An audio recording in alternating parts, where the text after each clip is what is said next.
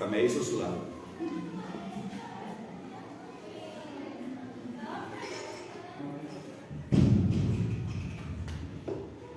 Baruch Hashem.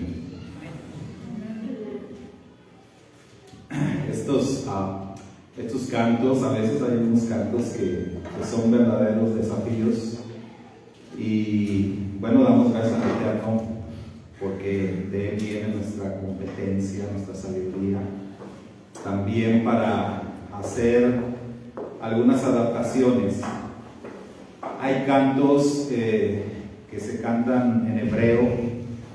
En este caso, este es un canto que se canta en hebreo y en inglés, pero que no existe en español.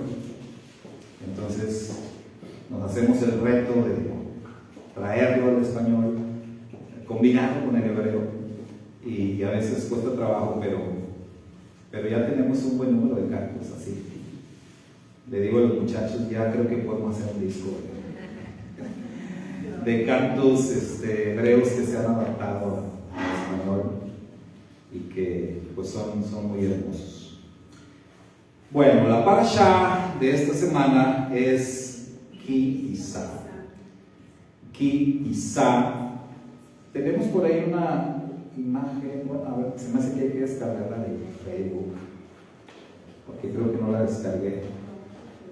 La imagen con la que anunciamos el tema de hoy, Parashá Ki Isá, y el tema que vamos a estar viendo es sobre el pacto renovado, que es la última lectura de esta porción, Ki Isá. Ki Isá es traducida como cuando cuentes, cuando levantes, también se entiende de esa manera. Empieza la porción diciendo cuando tomes un censo, también se traduce así, cuando tomes. O sea, es correcta cualquiera, cuando tomes, cuando cuentes, cuando levantes. La palabra o la traducción cuando levantes, algunos comentaristas dicen que es la más correcta porque tiene relación con el levantar la cabeza, que es como la manera de contar a las personas. O sea, tenían que levantar la cabeza, ¿sí? Es como cuando tú quieres que te vean, ¿qué haces? Pues levantas la cabeza, o sea, es como que, ¿cómo se le dice esto? Erguirse, como saca el pecho, levanta la cabeza, y esa es la expresión que nuestro santo maestro Yeshua utilizó, diciéndole a sus discípulos: cuando ustedes vean que están ocurriendo todas estas cosas, del terremoto, de las señales en el sol, la luna, las estrellas, cuando vean que está pasando todo eso, Yeshua le dijo a sus discípulos, Ki Isá, o sea, levanten sus cabezas, ¿sí? Porque su redención está cerca, su redención ya viene. Y está conectado, esta expresión de Ki Isá, levantar un censo, es que levanten las cabezas para que los puedan contar. ¿Sí? Nuestra porción Ki Isá entonces es traducida así: cuando levantes. ¿Sí? Y esta porción, hermanos, de Ki Isá es una porción muy, muy importante. Gracias. Muy importante como todas, pero sobresaliente. Hay algunas porciones que sobresalen o se distinguen de otras porque traen en ellas un tema que es, digamos, fundamental, un tema que es decisivo, un tema que viene a ser un parteaguas. En este caso, eso es la Parashá Ki Isá. Trae acá no solamente uno, varios temas, pero hay uno que es definitivamente un parteaguas en la historia del pueblo de Israel. Y ese es el texto sobre el becerro de oro. El pueblo de Israel no volvió a ser el mismo desde que ocurrió esta tragedia, porque fue una verdadera tragedia lo del becerro de oro. Y eso es lo que distingue a la porción Ki Isá. Siempre hablar de Ki Isá es hablar como del becerro de oro y de la caída del pueblo de Israel. Esto es, escuchaba a un rabino usar esta ilustración. Él decía, haz de cuenta que en una boda, el novio y la novia están ahí ya en la fiesta, están celebrando, están ahí los invitados, está todo el mundo en la boda, y de pronto el novio pues tiene algo que hacer, tiene una llamada, y la persona que le está llamando pues es alguien muy importante, y entonces el novio va a atender su llamada, pero la llamada se alarga un poco y el novio se tarda tiempo de más quizás, y la novia está acá en el salón de fiestas, y como el novio se tarda tanto en su llamada, la novia se encuentra a un exnovio ahí y se va con el exnovio. Pero no solamente se va a hablar con él, sino que la exnovia termina yéndose a acostarse con el exnovio. Imagínate, el día de la boda y la novia engaña al novio con otro. Y no con otro, con el exnovio, que todavía duele más, ¿no? Porque a veces con otro pero con el exnovio. Eso es doblemente doloroso. Y decía el Rab, pues eso fue lo que pasó. Eso fue lo que pasó, ni más ni menos. Mientras a Moisés, que representa al novio, porque Moisés está representando al Mesías. En ese momento Moisés es una sombra, es una figura del Mesías Yeshua. Y Moisés sube a la montaña y tarda, porque sí tarda, 40 días. Y entonces Israel, la novia, viendo que Moisés no descendía, dijeron, este varón no sabemos qué le haya pasado.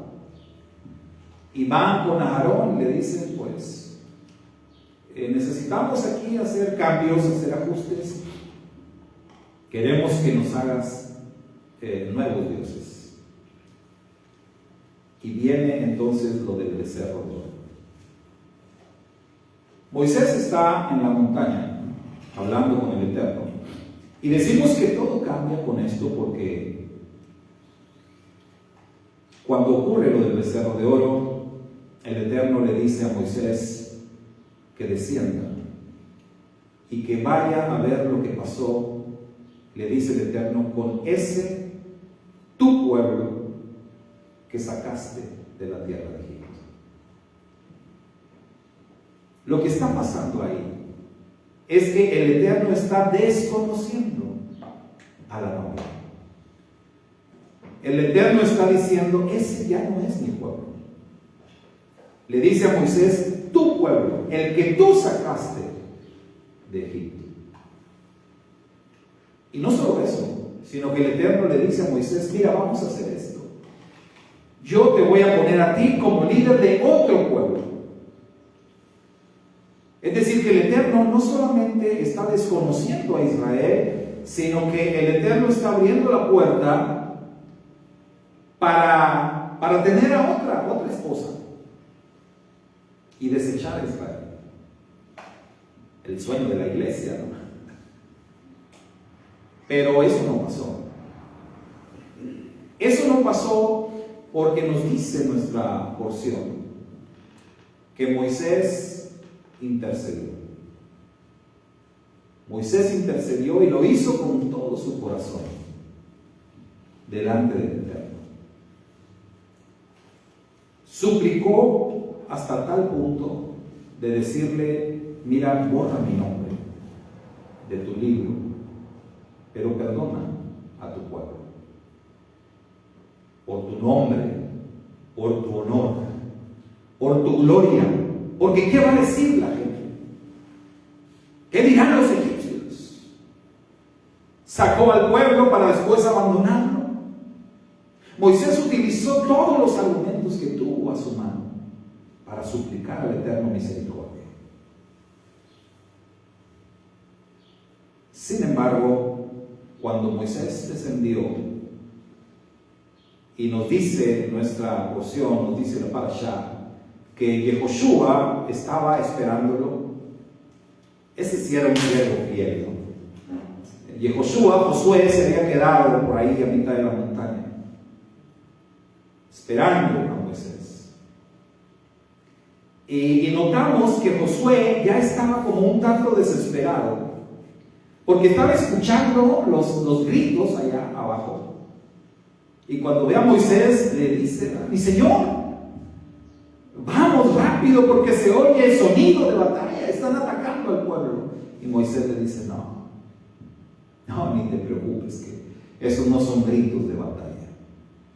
Yo lo que oigo son gritos de fiesta, son otro tipo de gritos los que se están escuchando.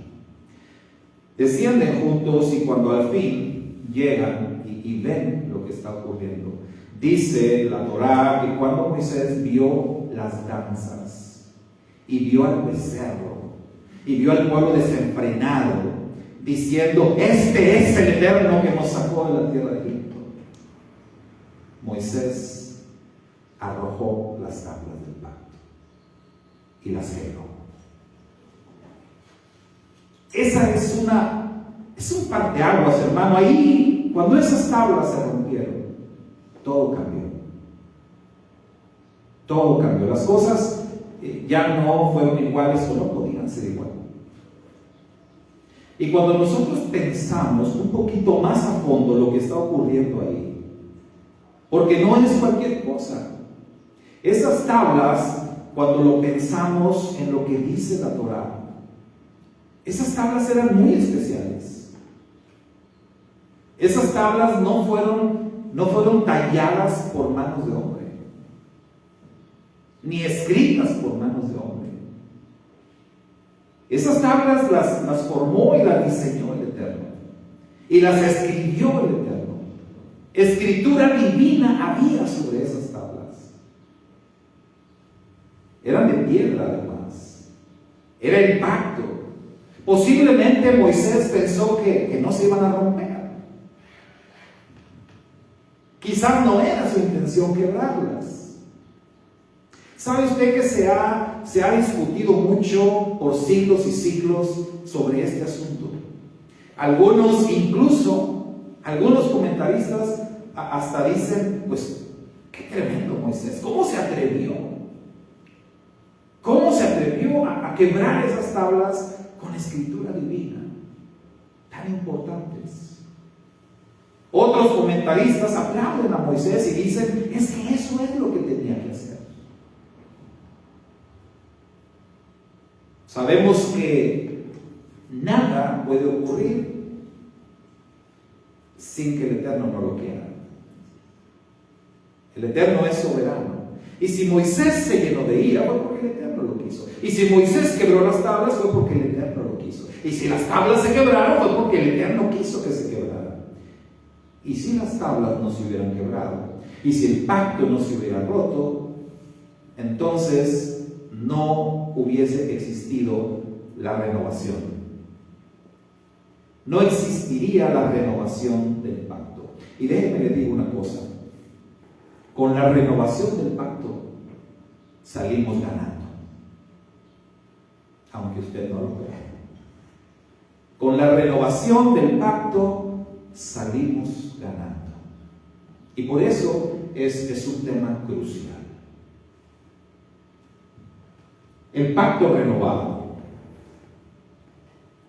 ¿Qué hay de diferencia entre el primer pacto y el segundo pacto, o el pacto renovado? ¿Qué es lo que cambia? Porque tiene que haber algunas diferencias. Esto es verdad.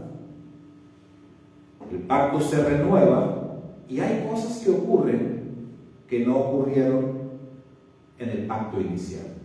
Visto de otra manera, ¿qué diferencia hay entre las primeras tablas y las segundas tablas. Porque las tablas son eso. Finalmente las tablas son el pacto. Ahí está el pacto.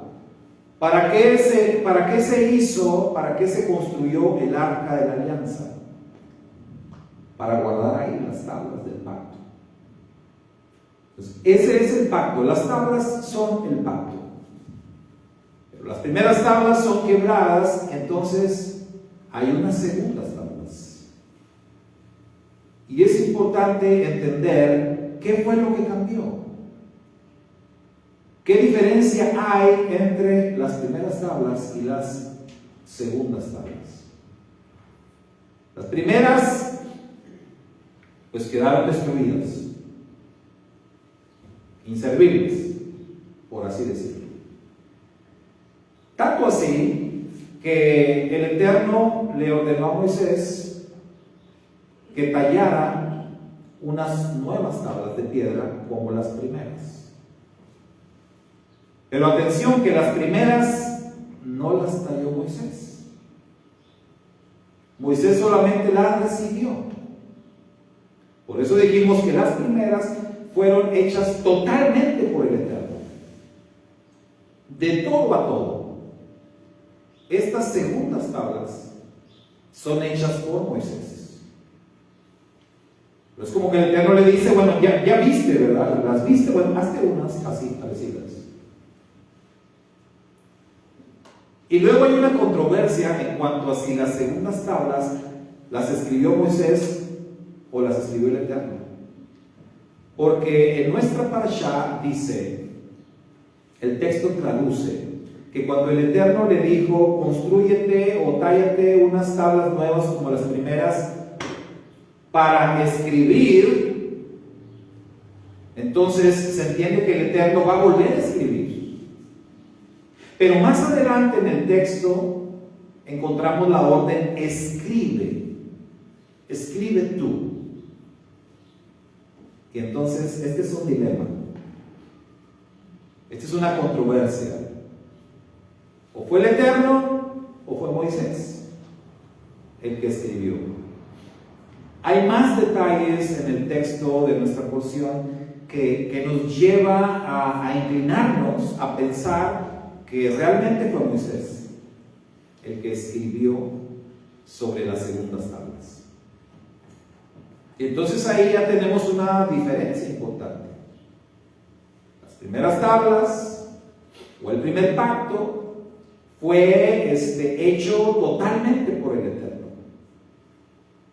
O sea, con un fundamento, o mejor dicho, creado totalmente por el Eterno, escrito totalmente por el Eterno, sin intervención humana. Y las segundas son hechas totalmente por el hombre, sin la intervención divina. Y ahí tenemos una diferencia importante.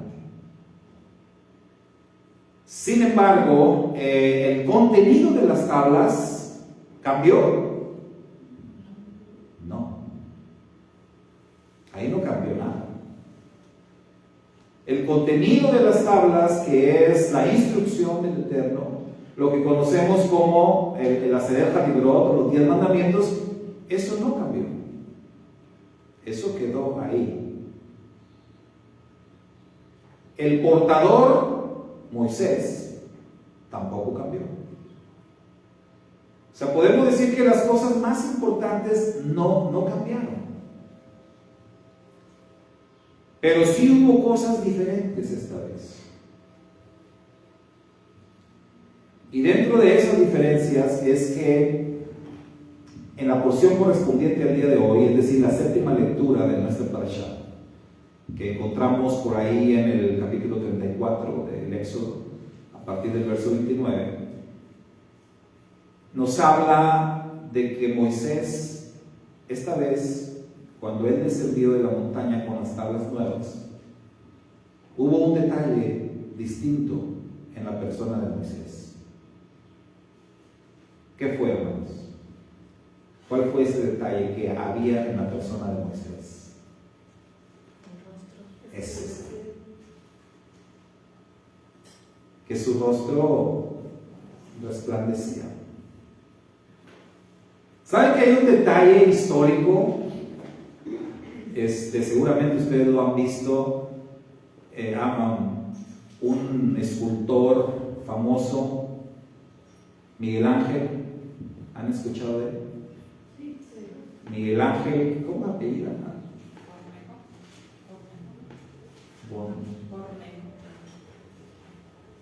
No, Miguel Ángel Buonarroti, algo así, ¿no? Buonarroti o Buonarroti, por ahí. Este escultor hizo una escultura muy famosa, que así se le conoce, el Moisés. El Moisés. Pero esa escultura de Miguel Ángel, que pues es considerada una joya, ¿no?, dentro de este ámbito de la escultura, un gran artista Miguel Ángel. La escultura, el Moisés que él construyó, tiene una particularidad muy especial. ¿Alguien sabe cuál es?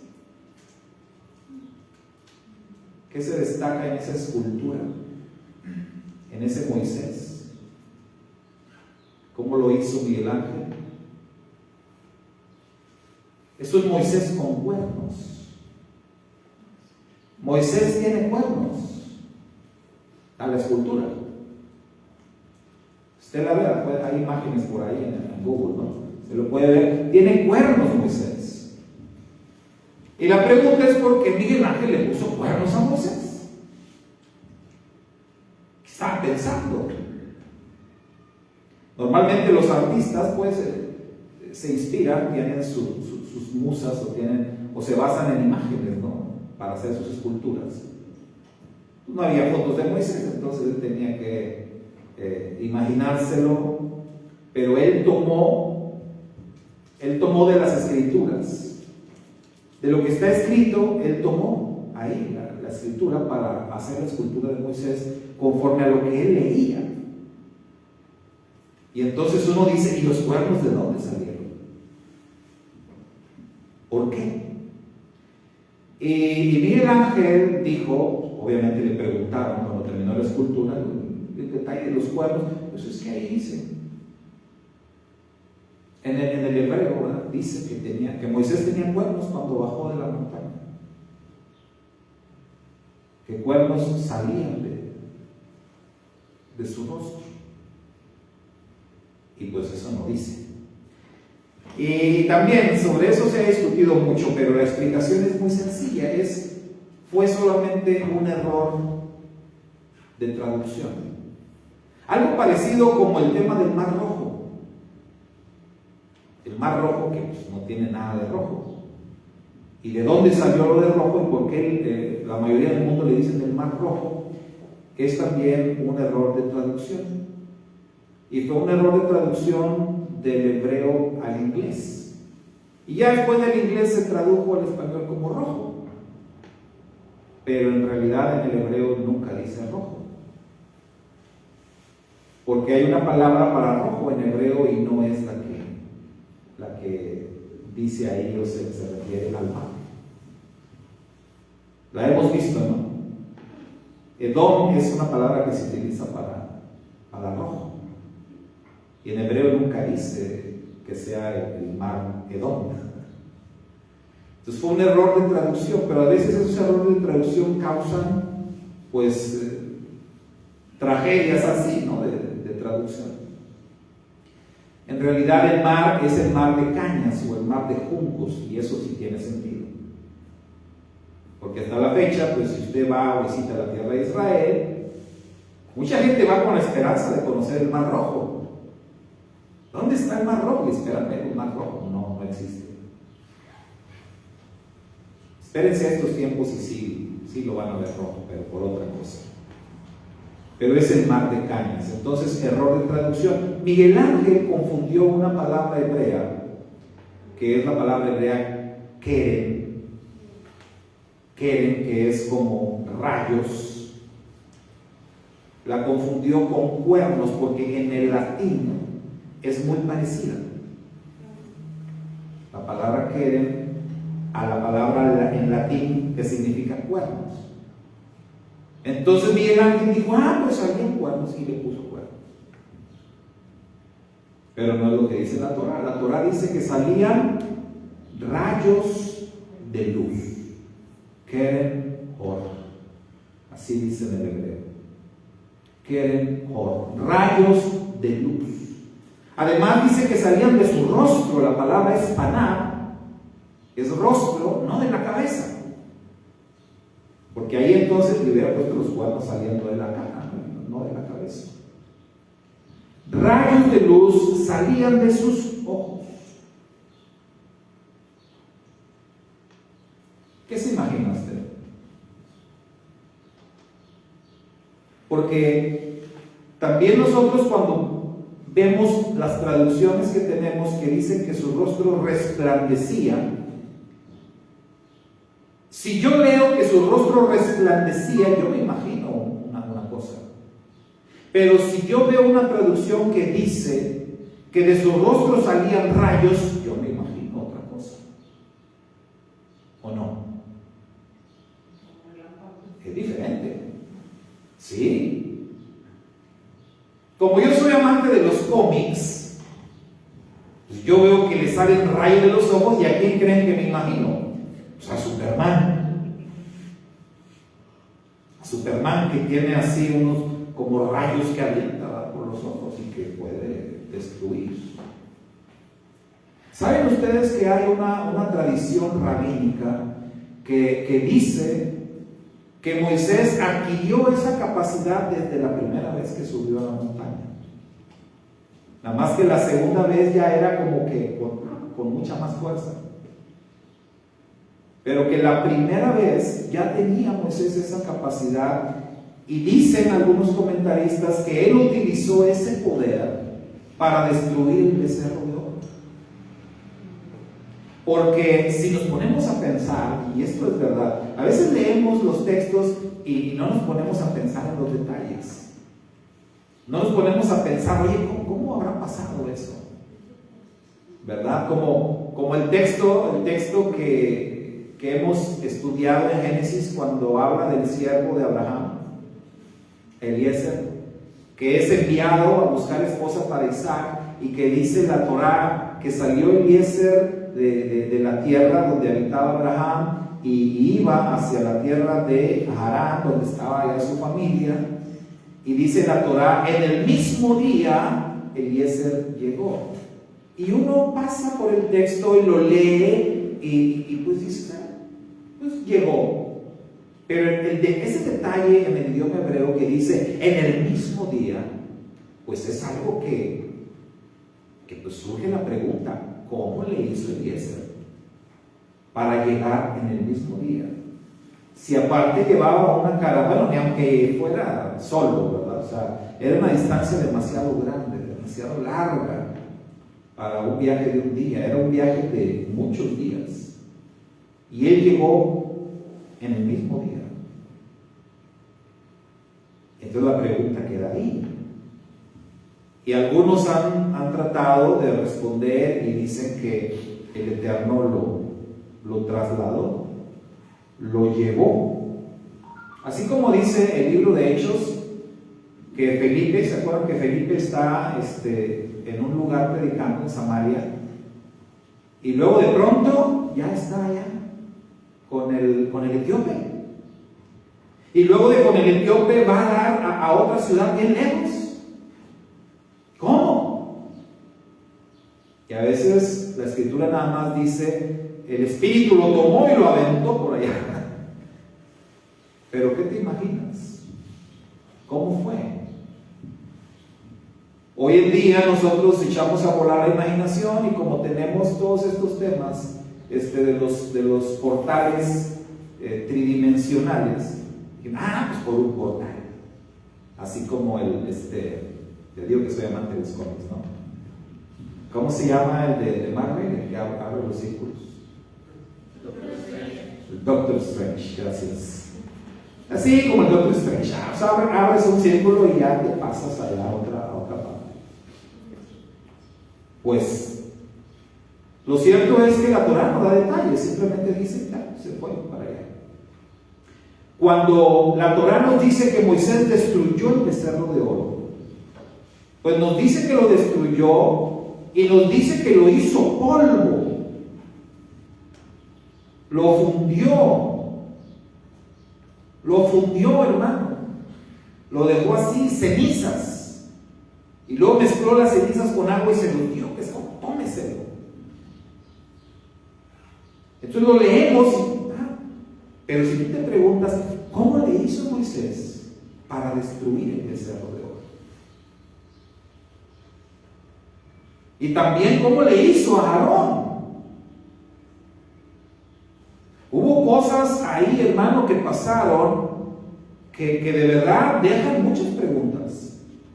Porque tampoco construir una escultura de esa magnitud no era una obra. Moisés nos tardó tanto, 40 días. En 40 días no haces eso.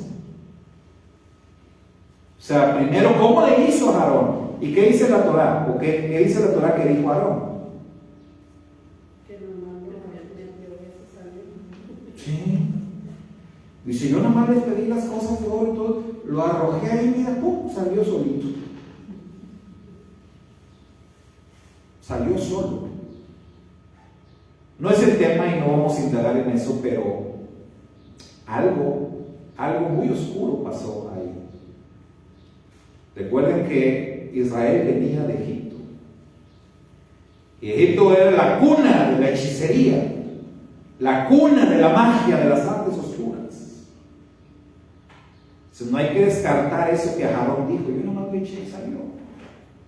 Como un acto de magia. Algo pasó, pero algo muy oscuro. Entonces, la pregunta acá es, ¿cómo Moisés lo destruyó y lo redujo a polvo así? En un instante. Algunos comentaristas dicen que usó los rayos que salían de su rostro, de sus ojos. Ahora recuerde que Moisés está representando al Mesías Yeshua. Y Yeshua acá en el Itgalut, en el Apocalipsis, es visto así, ¿no?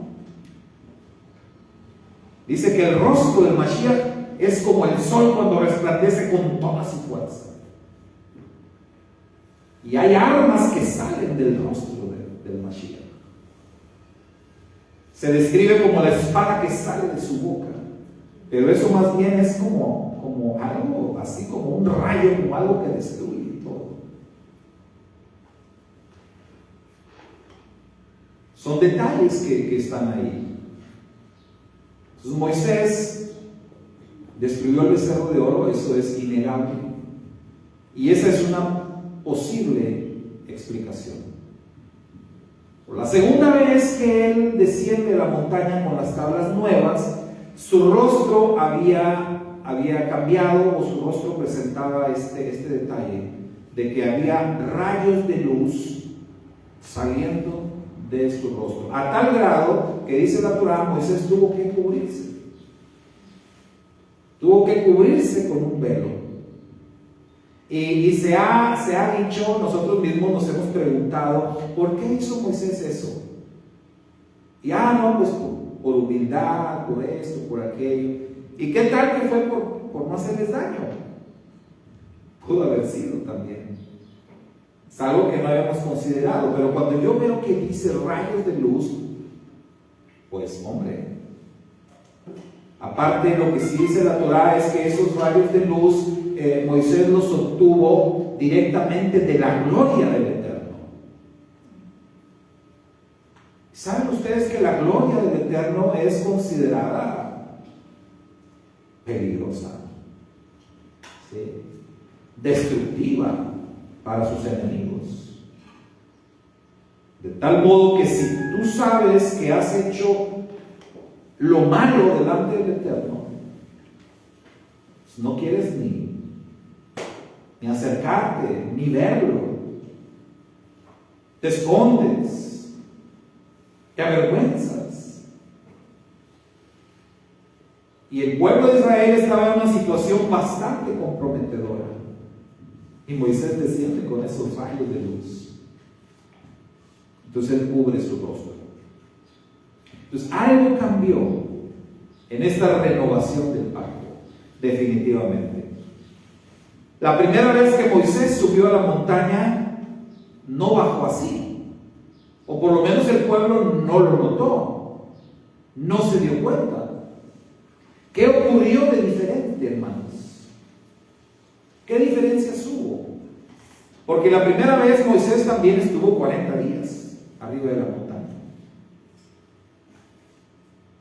Dice la Torá en esta parashá que este efecto que traía Moisés venía como consecuencia de haber hablado con el Eterno.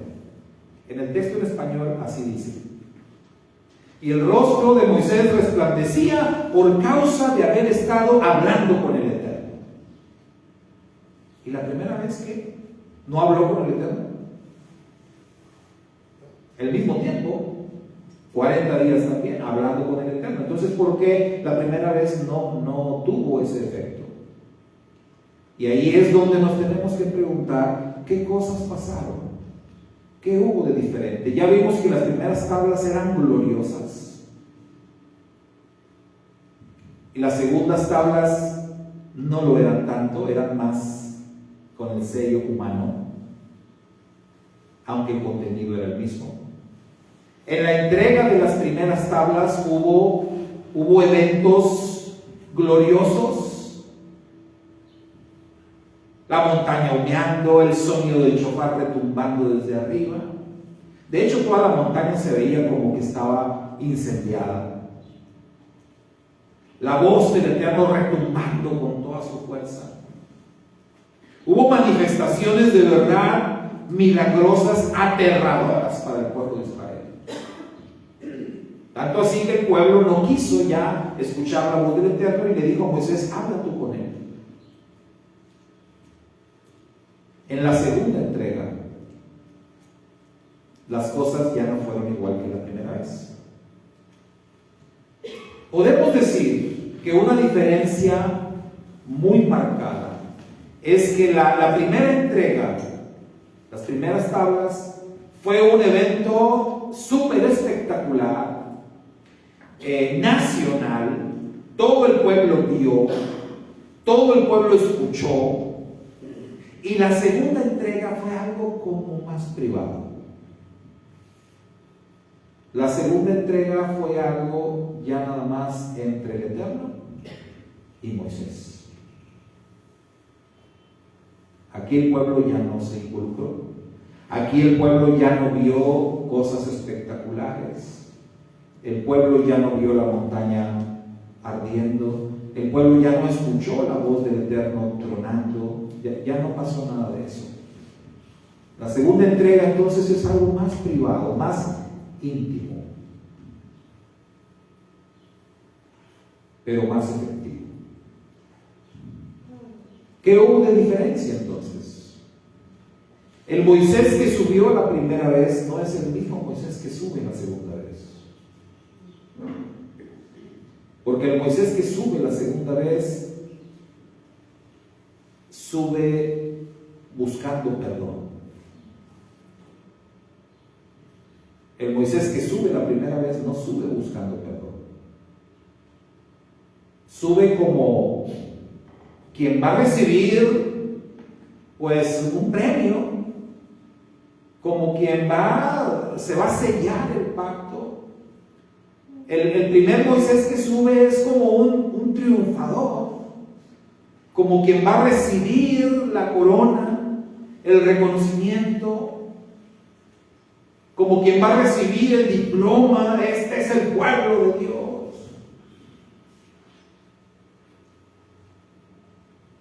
Pero el segundo Moisés, que va para arriba, ya no se compara con nada al primer Moisés. Ese segundo Moisés va humillado, va temeroso, va suplicante, en busca del perdón.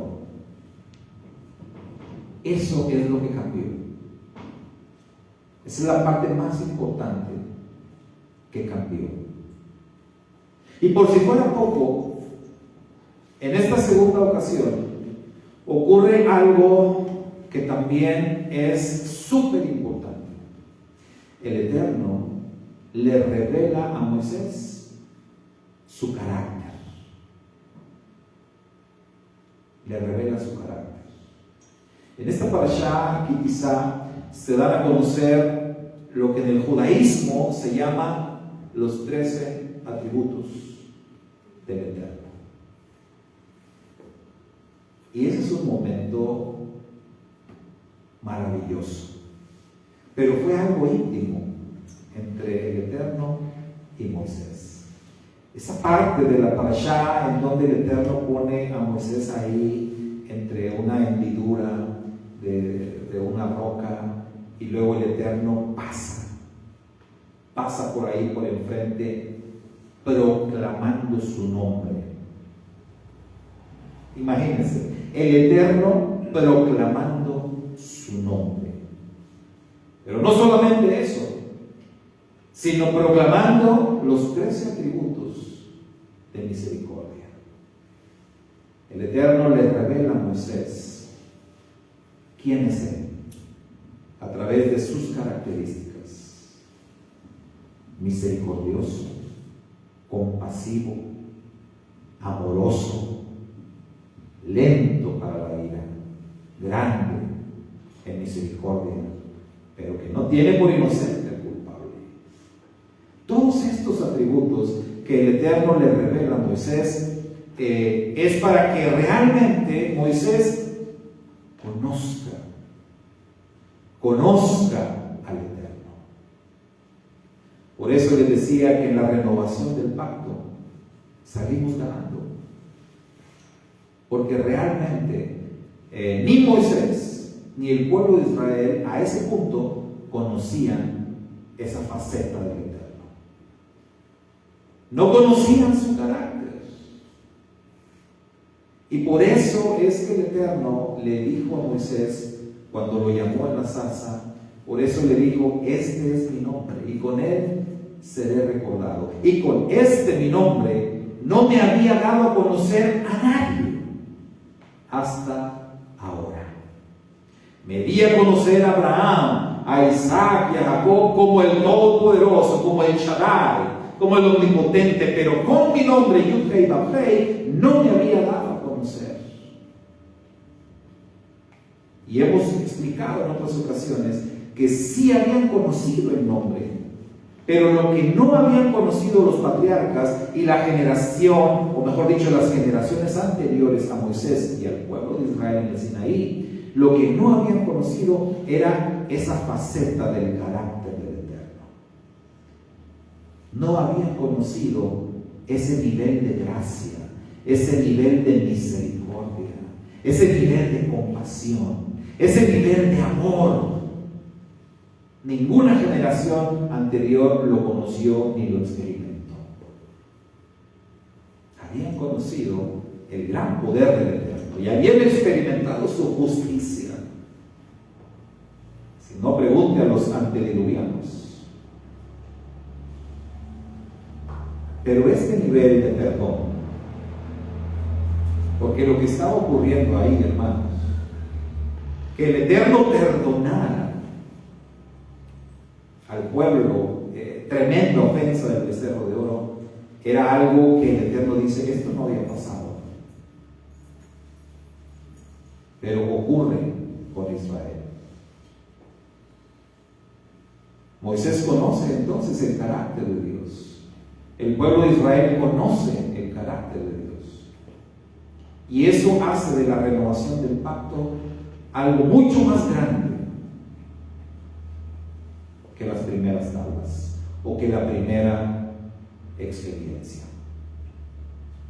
Entonces sí hubo cosas distintas, sí cambiaron las cosas, sí cambiaron las circunstancias.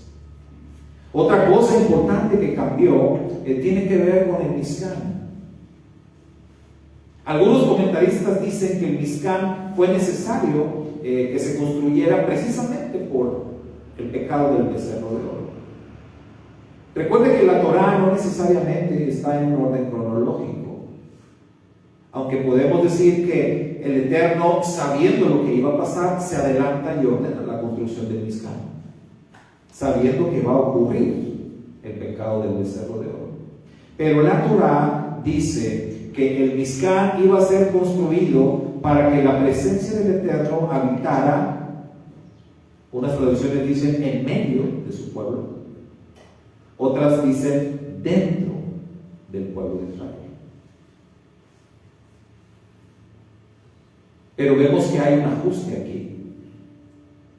Cuando ocurre el pecado del becerro de oro y cuando se construyó el Mizcán, ¿dónde iba a quedar el Mizcán? ¿En medio del campamento? En las afueras. Allá. Apartado. Eso nos enseña, hermanos, que obviamente todas nuestras acciones tienen consecuencias. Y eso nos ayuda también a entender que si el perdón ocurre, no necesariamente el perdón significa que las cosas vuelven a ser como antes. ¿Verdad? Porque hay personas que se aferran a eso. Hay personas que dicen, no, pues perdóname, sí, ya te perdoné. No, no es cierto, porque ya no eres el mismo de antes. ¿Por qué piensan que perdón implica que todo vuelva a ser como antes? No necesariamente. El perdón puede darse, el perdón puede existir, puede estar ahí, ser una realidad, pero las cosas no necesariamente vuelven a ser igual. Y el Eterno le dijo a Moisés,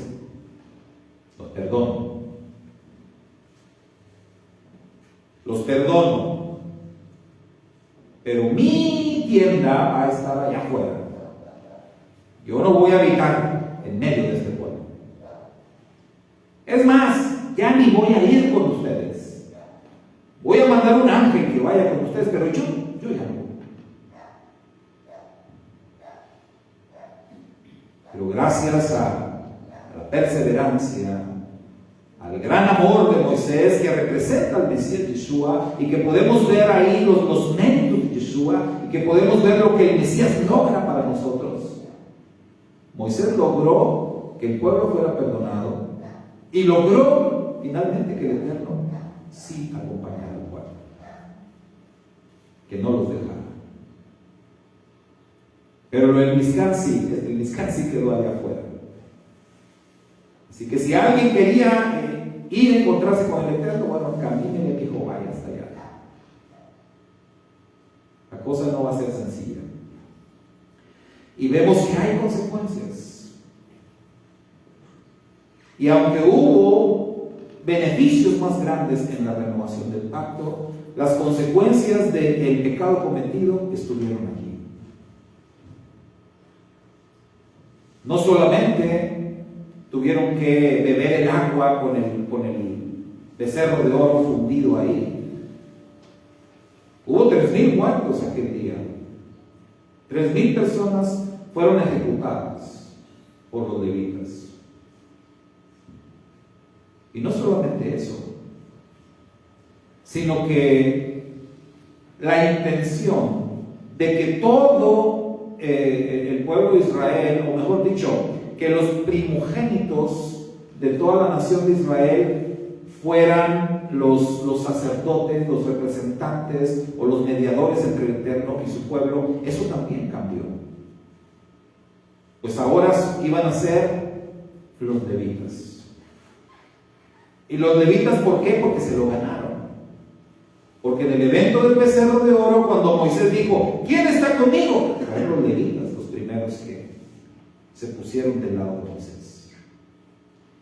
Y eso nos enseña que de alguna manera los levitas no habían participado en el pecado del becerro de oro, a excepción de Aarón. Y mire lo que es la misericordia del Eterno, que con todo y eso, a Aarón se convirtió en el sumo sacerdote. Entonces sí hubo cambios significativos, cambios muy buenos, pero también las consecuencias estuvieron allí. ¿Qué podemos concluir de todo esto? ¿Qué relación tiene todo esto con nosotros? Nosotros que creemos en el Dios de la Biblia, nosotros que creemos en el pacto del Eterno con su pueblo, que creemos en la renovación del pacto. Ahora, esa renovación, hermanos, del pacto que se llevó a cabo ahí con las segundas tablas, fue ya un hecho real, factible, permanente. Es decir, Israel ahora sí fue fiel al pacto renovado. No, definitivamente que no. Esto derivó más tarde, incluso ya en un divorcio legal. El Eterno le dio carta de divorcio a Israel. Profeta Oseas. El pacto no se renovó.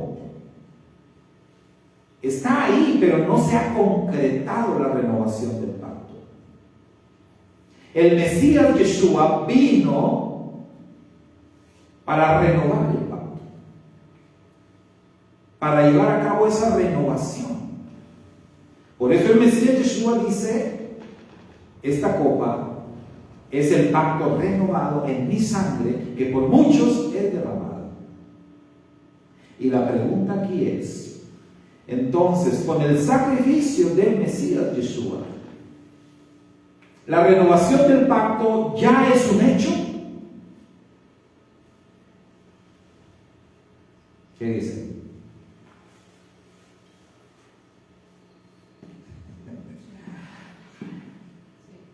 Dice también Abraham: sonría que Hashem le ama. No, todavía no. El pacto no se ha renovado, no se ha concretado. El mismo Mashiach dijo: ¿cuántas veces, Jerusalén, cuántas veces he querido, así como la gallina junta los polluelos debajo de sus alas, cuántas veces he querido yo reunir a tus hijos? Pero tú no has querido. Y no quiso. Y el pacto, la renovación del pacto no se ha concretado, hermano. ¿En dónde habla? ¿Qué profeta habla de la renovación del pacto? Así, con lujo de detalle. Jeremías. Jeremías habla con lujo de detalle acerca de la renovación del pacto. Y luego en la carta a los hebreos, la carta a los judíos en el Brit Hadashah, en el pacto renovado, cita al profeta Jeremías exactamente las palabras del profeta, y acá la vemos también en la carta a los hebreos, la renovación del pacto. Y si leemos con atención, eso no se ha cumplido. No se ha cumplido. Una prueba así, rapidita. El pacto renovado dice que ya no habrá necesidad de que ninguno enseñe a su prójimo. ¿Qué estamos haciendo aquí? Si el pacto hubiese sido renovado, ¿qué estamos haciendo aquí? Usted no tendría necesidad de que yo le enseñe. Yo no tendría necesidad de estar aprendiendo de otros si el pacto ya se hubiera renovado. Porque esa es una de las condiciones. Una, hay otras, pero nada más con esa tenemos. ¿O qué tal que dice que el mismísimo Mashiach será quien enseñará Torah? Eso no se ha cumplido. Y se cumplió la primera vez, pero de una manera parcial. El pacto no se ha renovado. Otra parte importante de la renovación del pacto es que una vez que el pacto sea renovado, el pueblo elegido no pecará más. Ya no va a pecar. ¿Tenemos por aquí a alguien que ya no peque? Levante la mano. ¿Alguien aquí libre de pecado? ¿Que nos pueda agarrar a pedradas a los demás? No, ¿verdad? Es otra señal que el pacto no se ha renovado. Quien va a renovar el pacto es el Mashiach y lo hará en su regreso. Mientras tanto, Él lo que ha ordenado a su pueblo es prepararse en el sentido de ser dignos, de ser dignos de esa renovación, de merecer esa renovación. Y eso sí es lo que estamos haciendo ahora, prepararnos para la renovación del pacto, que podamos ser dignos el día que el Mashiach regrese a esta tierra. Y no tener que escondernos, y no tener que estar huyendo, y no tener que agachar la cabeza avergonzados, como lo hizo Israel en esta parashá, delante de Moisés. Todas estas cosas entonces cambiaron, fueron una diferencia marcada entre el primer pacto y el pacto renovado. Y vuelvo a insistir, con esta renovación ciertamente salimos ganando, pero las consecuencias de los errores cometidos están ahí y nos han alcanzado incluso a nosotros, y todavía luchamos con los errores cometidos por nuestros padres, porque todas estas cosas se heredan lamentablemente a través del ADN. Esa tendencia a construir becerros de oro, esa tendencia a la idolatría, esa tendencia a la ingratitud, esa tendencia a la rebeldía, esa tendencia a olvidar rápidamente a los beneficios que hemos recibido, esa tendencia a desconocer a nuestro Redentor como ellos desconocían a Moisés. Todo eso, hermanos, sigue vivo y son cosas contra las cuales luchamos constantemente. Así que eso es lo que está ahí. Sabemos que el Mashiach Yeshua viene y viene pronto. La renovación finalmente se dará. Eso no está puesto a duda, absolutamente. Eso se va a cumplir. La pregunta siempre que va a estar en la mesa, que va a estar en el aire, es si esta generación, si nosotros realmente vamos a ser dignos de que el Mashiach Yeshua regrese. Lo veíamos en la clase con Karen, y esto es algo que de verdad tocó mi corazón. El Mesías está listo para venir, hermano. Y desde hace mucho. Lo que retrasa el regreso de Yeshua somos nosotros. Somos nosotros. Nuestra situación, nuestro pecado, nuestra falta de dedicación, nuestra falta de compromiso, nuestra falta de pasión, nuestra falta de obediencia. Todo eso es lo que retrasa el regreso de Yeshua. Porque muchos ni siquiera clamamos, ven. Lo decimos en cada talá, a veces nada más. Pero ¿cuántos realmente con un corazón sincero cada día le dicen, ven Yeshua, ven? Y no con palabras, sino con actos de obediencia. Hemos estado aprendiendo por muchas semanas con Karen acerca de las cosas que tenemos que hacer, que deberíamos de estar haciendo. La pregunta sigue siendo ahí: ¿quién ya empezó a hacerlas? ¿Quién está poniendo en práctica lo aprendido? Porque la diferencia entre las primeras tablas y las segundas fue precisamente la experiencia. La primera vez todo fue como teoría. La segunda vez fue experiencia. El pueblo tuvo que experimentar un gran pecado. El pueblo tuvo que experimentar la intercesión de Moisés. Moisés mismo tuvo que experimentar ese dolor. Moisés tuvo que experimentar la humillación y el pedir perdón en el nombre del pueblo. Moisés experimentó conocer al Eterno. No se le hizo ver su rostro, pero finalmente vio su gloria y conoció su carácter. Experiencia, hermanos, es la diferencia. Y nosotros no vamos a estar preparados para ser dignos de la renovación del pacto si no estamos experimentando al Eterno en nuestras vidas.